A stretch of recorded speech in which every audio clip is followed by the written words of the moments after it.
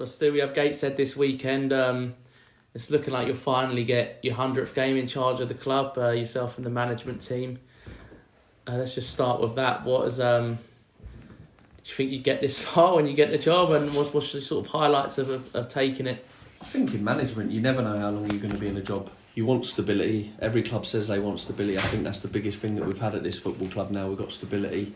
This is our third season in charge, me and Matty.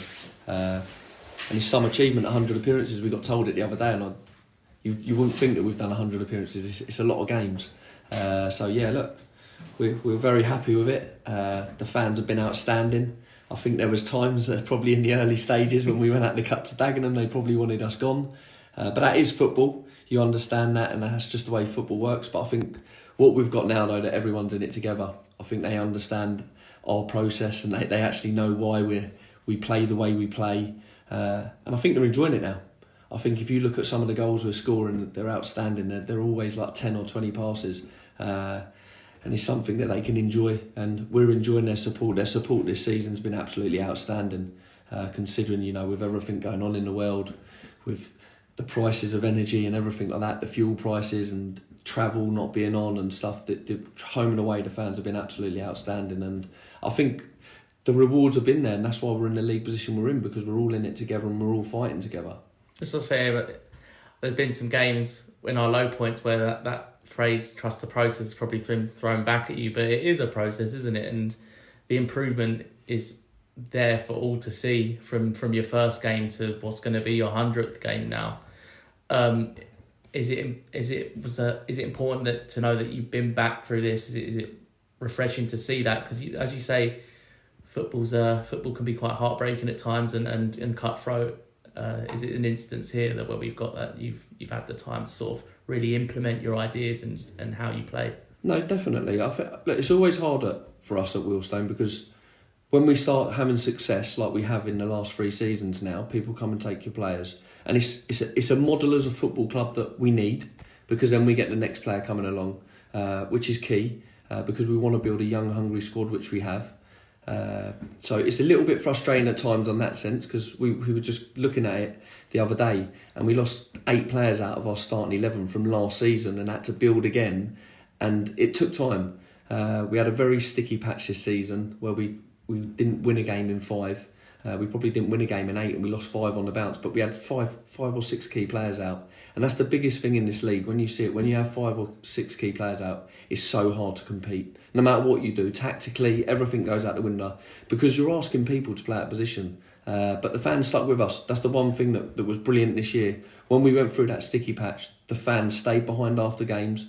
They clap the lads off the pitch, and it's massive, it's huge. When they do that, the lads really appreciate it, because we've got a group of players now that give everything for the football club when they go on the pitch. And sometimes we come up short as a whole group, as a management team, and as a group of players. We will come up short and we get beat. But as long as when they go on the pitch, they give everything and the fans can see that, we know that they'll always stick by us. And I think that's what's happened this season. It's been brilliant. And now, guys, this has been a very unusual situation where we've had 4 postponed games in a row. It must be incredibly frustrating for you when you're planning your sides. Oh yeah, we've prepped for 3 games and it's meant absolutely nothing. The only thing is we prepped for Yeovil. We're playing them next Tuesday now after Gateshead, so the prep will be the same. Not a lot should change within their squad and their tactics. So yeah, it's been a frustrating period. But it's allowed us to get a few bodies back. We had a few niggles in the camp, so they're kind of back to 100% now. So it gives us kind of near on a fully fit squad to pick from, other than Micah being out suspended. So yeah, look, we're looking forward to it now. We're going to have a lot of games coming Saturday, Tuesday. And when they come Saturday, Tuesday, they're good, because you can put a lot of points on the board in quick succession. And they can also be bad. You can lose a lot of points on the run. So we've just got to make sure that we're focused on one game at a time, which we will be. Our solely focus is on Gateshead, who are a very good team. And we can't look at Gateshead, we can't look at their league position.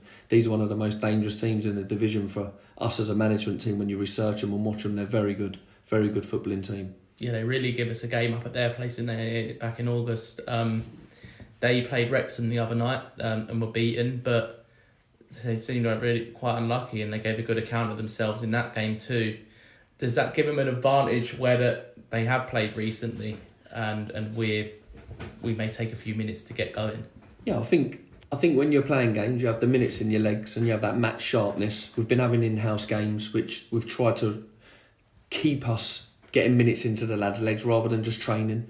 We have been playing in-house games to keep on top of it, but you can't recreate that intensity of a Saturday or a Tuesday in the National League. You just can't recreate it. So look, we've just got to make sure that we try and come out and start on the front foot in this game. But we do know that these are a very, very good team, and they were good against Wrexham. They probably deserved at half-time to probably be one up, at least one up.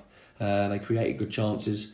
They're a good team. They can open you up. If you don't do your jobs right and stick to the game plan, it'll be a very difficult game. Yeah, and then it's not just that, is it? There's we're in quite good form when we going into our first postponement, just beating Eastleigh and then gone into the playoff places.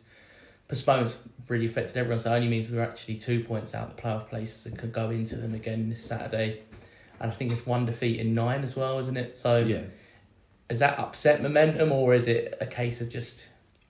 Look, I think it's a difficult one to call and say yes it has or no it hasn't, because it'll be all dependent on how we play against Gateshead. And if we come out and play well against Gateshead, then you're back on the horse and you're back up and running and you're back going again. We've been in good form and we've been very consistent, and that's what we've just got to keep going. We've just got to keep going one game at a time and tick it off. We haven't really looked at the league table. We've got our points tally that we want, and if we get to it, we'll be very successful this season. It'll be a really good year for us all. Perfect. Thanks for your time, Stu. Cheers, Chris. Yeah, yes.